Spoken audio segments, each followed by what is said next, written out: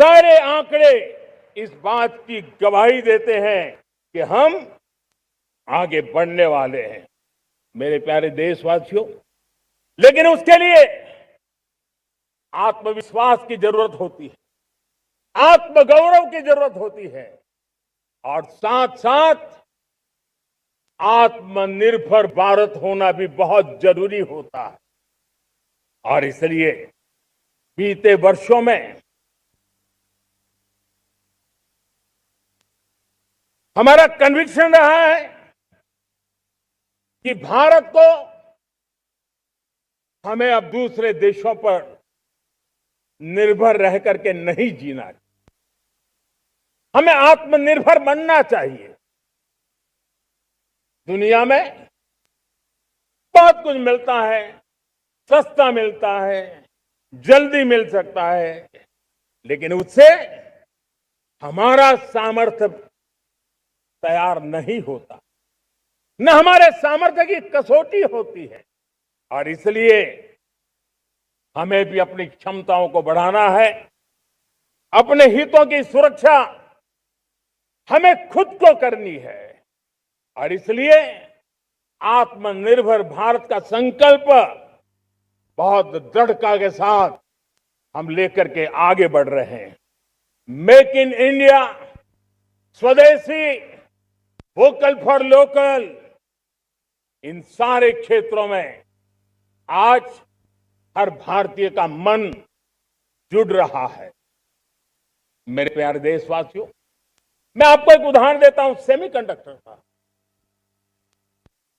देश आजाद होने के बाद विश्व में तो सेमीकंडक्टर की चर्चा हो चुकी थी, हमारे यहां भी बातें होती थी, लेकिन सेमीकंडक्टर का कोई बड़ा प्लान हम आगे नहीं बढ़ा पाए। और आज स्थिति क्या है? आज की डिजिटल दुनिया में, आज की टेक्नोलॉजी में चिप का महात्म्य हम समझते हैं। कोई भी इलेक्ट्रॉनिक गुड्स होगा, हमारे मेडिकल इक्विपमेंट होंगे, हमारे ट्रांसपोर्ट के रास्ते होंगे, हर किसी में चिप अनिवार्य है।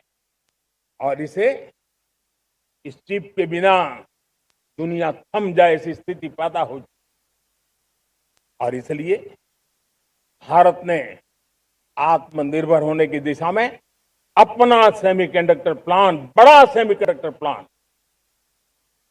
3 सेमीकंडक्टर प्लांट शुरू हो चुके हैं। और मुझे बताया गया है कि वहां जो प्रोडक्शन हो रहा है वो एक्सपोर्ट होना शुरू हो चुका है। और मैं देशवासियों को कहना चाहता हूं, आने वाले 7-8 वर्ष में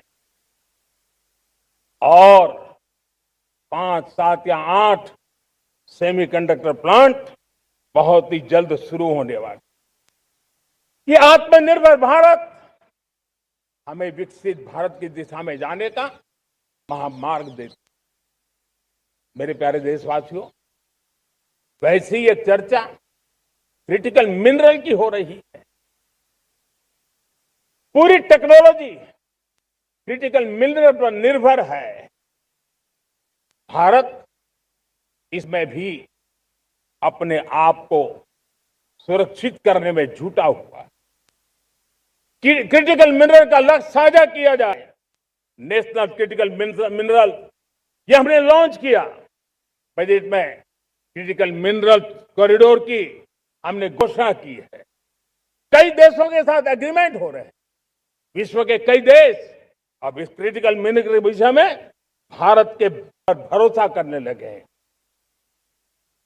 मेरे प्यारे देशवासियों, जैसे सेमीकंडक्टर की बात हो, क्रिटिकल मिनरल की बात हो, वैसे ही जिस टेक्नोलॉजी की दिशा में हम जा रहे हैं, दुनिया जा रही है, उसमें एनर्जी का महत्व और बढ़ता चला जा रहा है।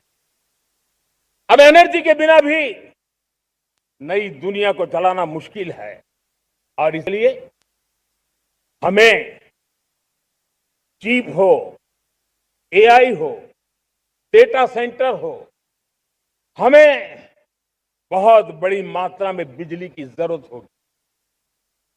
एनर्जी सिक्योरिटी ये हमारे समय की मांग है और इसलिए हमने पहले से ही उस दिशा में एक के बाद एक मजबूत कदम उठाए हैं।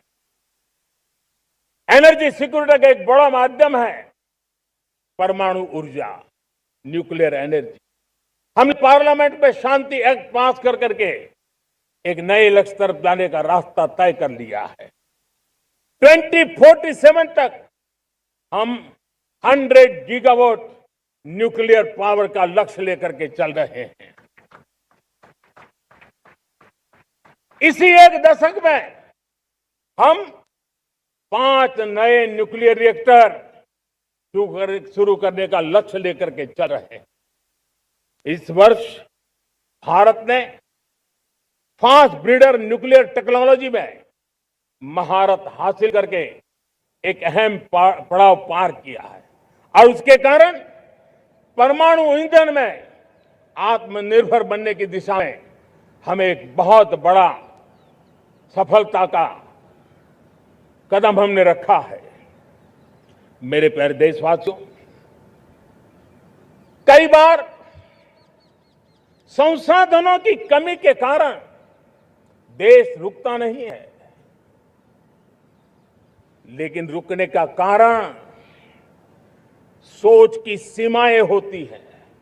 जब सोच बंध जाती है, सीमाओं में सड़ने लग जाती है, तब हम अपने सामर्थ्य को भी पहचान नहीं पाते हैं। देश को आज कच्चे तेल पर निर्भर रहना पड़ रहा है और हमारी गलत सोच के कारण है। आप जान के हैरान हो जाएंगे, हमने समुद्री तट पे 99% हमारा समुद्री तट का पूरा हिस्सा ऐसी सोच के कारण नो गो एरिया घोषित करके रखा था। हमने ही समंदर के अंदर जाकर के एक्सप्लोरेशन न करने का निर्णय कर लिया था। ये सोच का दारिद्र्य था। हमने फैसला किया ये नहीं चल सकता। हमने उस 99% को, जो कभी नो गो एरिया हुआ करते थे, हमने उसको गो एहेड एरिया के रूप में खुला कर दिया है। और अब हम समुद्र के भीतर भी एक्सप्लोरेशन करने की और नए नए भंडार खोजने की दिशा में हम प्रवृत्त हैं, हम प्रयास कर रहे हैं।